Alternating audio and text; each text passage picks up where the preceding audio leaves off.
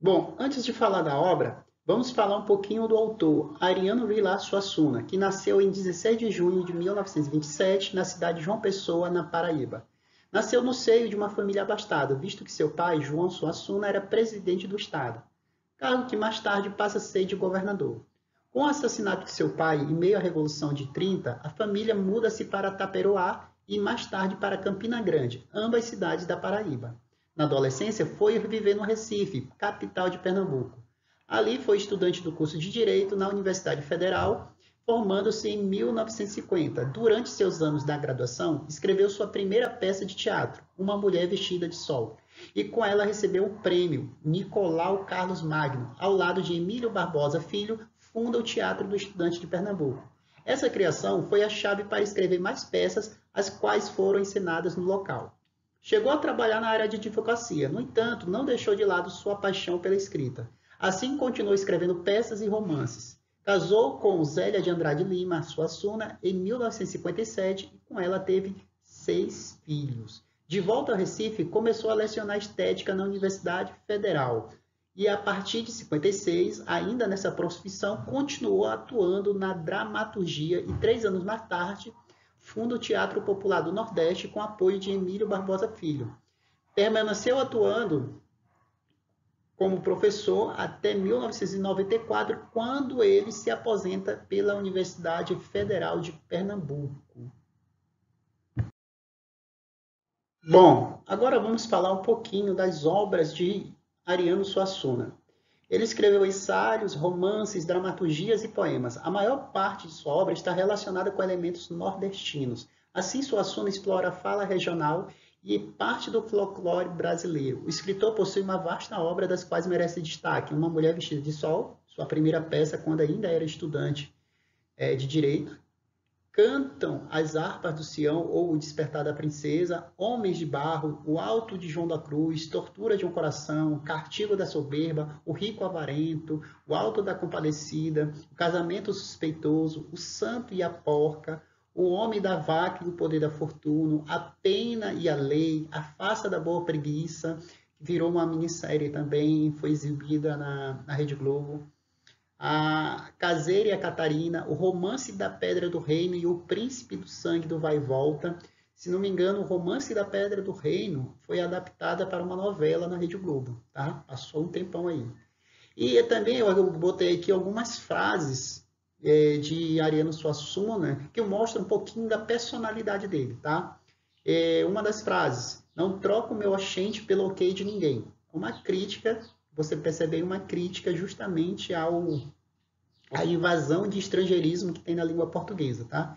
Ele é muito tradicional nesse ponto, mas também não é um tradicionalismo conservador, mas sim um tradicionalismo, digamos assim, para preservar a língua.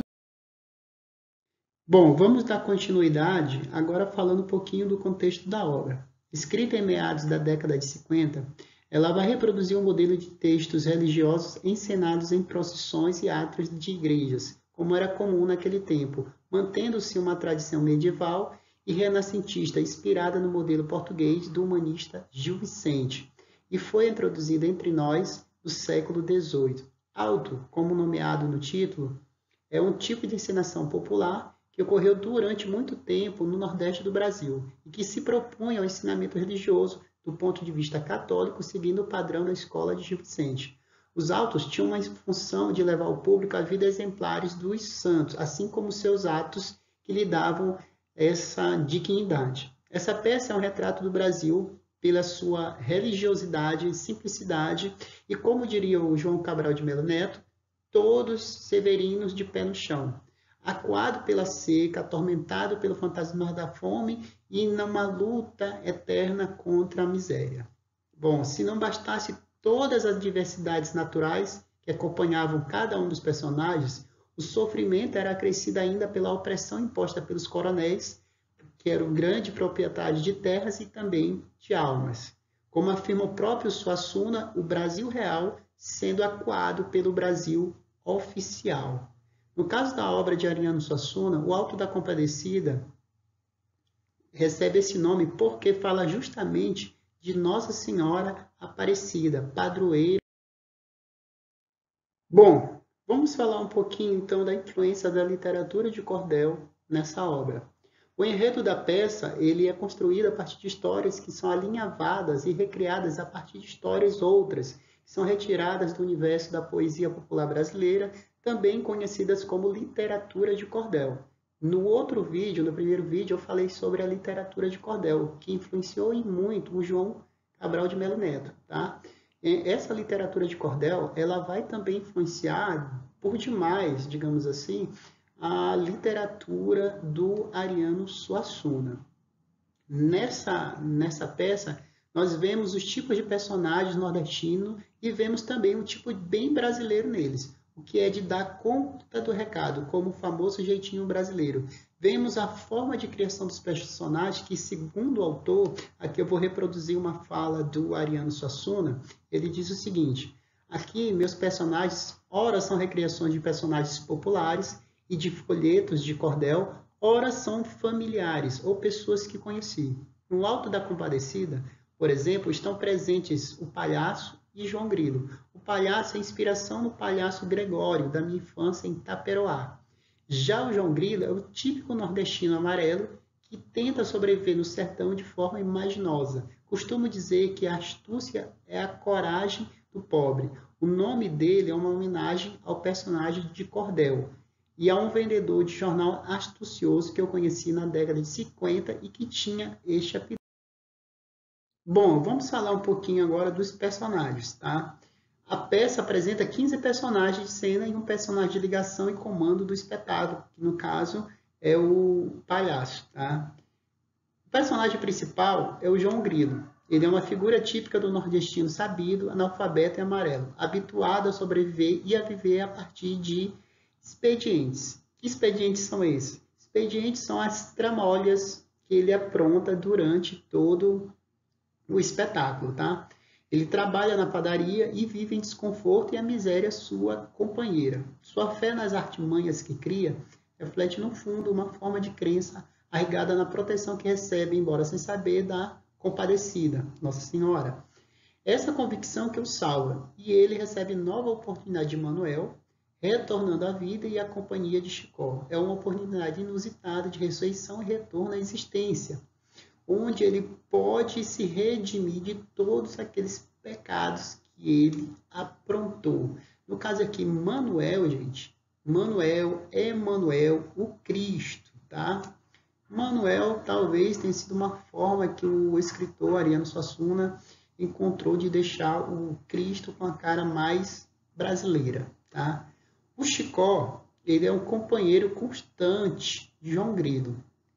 E ele vai se envolver nessas tramóias de João Grilo muito mais pela amizade do que pela convicção íntima desse processo todo. Bom, vamos continuar falando dos outros personagens. Nós temos o padeiro e sua mulher, que encarnam um lado a exploração do homem pelo homem e de outro o adultério, representado, no caso, pela mulher. Nós vamos ter o Severino do Aracaju e o Cangaceiro, que no caso representam a crueldade sádica e desempenham um papel importante na sequência de número 5, porque essa sequência matam e são mortos. Com isso, propicia-se a ressurreição e o julgamento, tá? Dentro daquela moral religiosa católica. Aí nós vamos ter o encourado e o demônio, que no caso a figura lá do diabo, que julgam aguardando seu benefício, isto é, o aumento da clientela do inferno. É importante verificar que representa de alguma forma um instrumento da justiça encarnado em Emmanuel, no caso, o Cristo. Manuel é o Cristo negro, justo e onisciente, encarnação do verbo e da lei, atua como julgador final da prudência mundana, do preconceito, do falso testemunho, da velhacaria, da arrogância, da simonia, da preguiça. Todos aqueles pecados, ele é que vai julgar. A personagem tem seu pecado definido e analisado com sabedoria e com prudência. Também é bom explicar uma coisa. Manuel, representando Cristo, ele representa Bom, vamos agora começar a análise da obra, tá? Abordando temas universais como a avareza humana e suas amargas consequências por meio de personagens populares, Suassuna, nesta obra, prepara o espectador para um desfecho moralizante conforme os preceitos do cristianismo católico. A visão cristã da vida presente no alto traz uma concepção de religião como algo simples, agradável, doce e não como uma coisa formal, solene e até mesmo difícil e penosa. Essa intimidade com Deus e a ideia da simplicidade nas relações dele com os homens, essa compreensão da vida e a fé na misericórdia, parecem aspectos primordiais no sentido religioso da obra. A compreensão das faltas humanas atribuída a Nossa Senhora, que, como mulher simples e do povo, explica e pede para elas a compaixão divina. A obra trata de uma farsa, que é igualmente uma reflexão sobre as relações entre Deus e os homens, um milagre de Nossa Senhora, como os medievais, apresentado sob forma de uma pantomima de circo. Até o seu catolicismo é popular, favorecendo os humildes contra os ricos, menos por influência política do que por uma profunda simpatia cristã pelos fracos e desprotegidos. Assim, o que Suassuna passa é um homem do sertão, que o homem do sertão deve ser perdoado de seus pecados por experimentar, digamos assim, inúmeras dificuldades, tanto de ordem climática quanto. Bom, dentro desse contexto, João Grilo é a figura que representa os pobres oprimidos, é o homem do povo, é o típico nordestino amarelo que tenta viver no sertão de forma imaginosa, utilizando a única arma do pobre, a astúcia para conseguir sobreviver.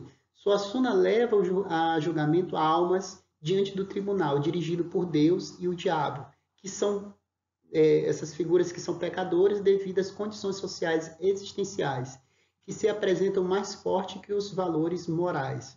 São acusados o bispo, o padre, por se utilizarem da autoridade religiosa para enriquecerem. No entanto, com a intercessão de Nossa Senhora, a sentença é atenuada e eles se encaminham para o purgatório, tá?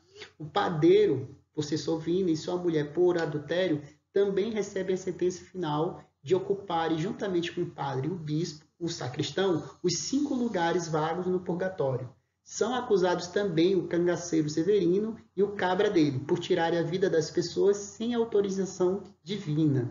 A oposição bem contra o mal, tipicamente da visão maniqueísta cristã, que consequentemente divide o mundo entre céu e inferno, é a característica que consta na peça. O julgamento é moral, portanto, condena-se os vícios e as vaidades e glorifica-se a modéstia e a humildade. Se encontra também nesse texto uma severa crítica aos maus costumes dos representantes da igreja que abusavam do poder, contribuindo assim para a corrupção da instituição. Bom, o título da obra remete à noção de que o homem é um ser passível de erro, mas é possível que seja perdoado por intermédio da compadecida, que é a Nossa Senhora de Aparecida, que na Igreja Católica ela é considerada pelos fiéis a advogada capaz de interceder pelos pecadores junto a Jesus Cristo. No caso, lembrando, Jesus Cristo, Deus e o Espírito Santo são a mesma pessoa dentro do ponto de vista católico, tá? Dessa forma, em diversas passagens da obra, pode-se interpretar tanto o comportamento de Manuel como o da compadecida como mais humanizados e condescendentes com as falhas humanas, e retratados, às vezes, com uma boa dose de humor. Tá? O autor permite-se o exercício de um diálogo simultaneamente complementar e antagônico entre morte e a vida. Por meio dele, abre-se uma brecha que introduz a dimensão da imortalidade desvelada, por exemplo, na ressurreição do personagem de João Grilo. Em O Alto da Compadecida, o Ariano Suassuna ele consegue realizar uma magnífica síntese das duas tradições, a dos autos da era medieval e a da literatura picaresca espanhola. Na era medieval, a cultura era indissociável da religião, mesmo porque a igreja controlava tudo com mão de ferro. A igreja cultivava os autos dramáticos de devoção aos santos para doutrinar e tolerava os autos cômicos para divertir o povo. A tradição da literatura picaresca espanhola vem da cultura popular